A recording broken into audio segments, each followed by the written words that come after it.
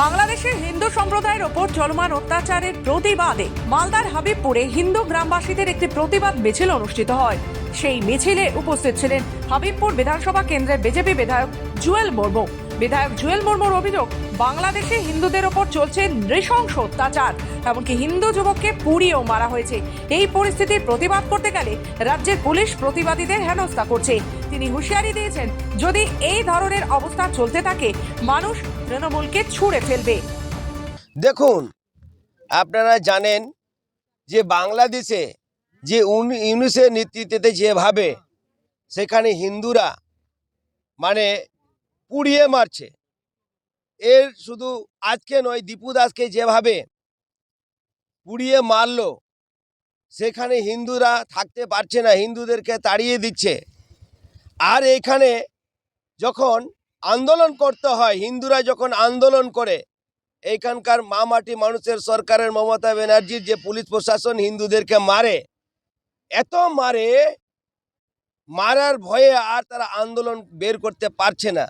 তবুও কিন্তু জনগণ হিন্দুরা বাঁচার জন্য আন্দোলন বের করছে। তৃণমূলের লজ্জা থাকার দরকার, লজ্জা লাগে না।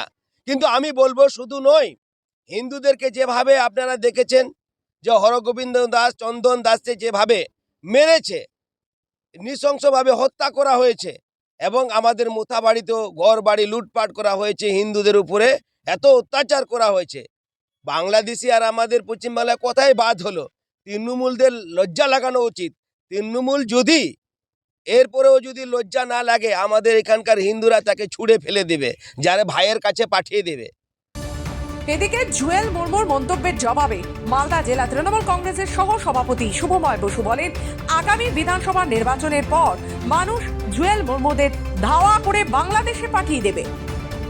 আর উনি যেসব পথ হুঙ্কার দিচ্ছেন, আগামী বিধানসভা নির্বাচনের পরে তিনি তার কেন্দ্রে, তার বাড়িতে থাকতে পারবেন কিনা, কারণ মতুয়া আদিবাসীরা আগামী বিধানসভা নির্বাচনের পরে জুয়েল মুর্মুকে ধাওয়া করে বাংলাদেশের ওপরে পাঠিয়ে দেবে।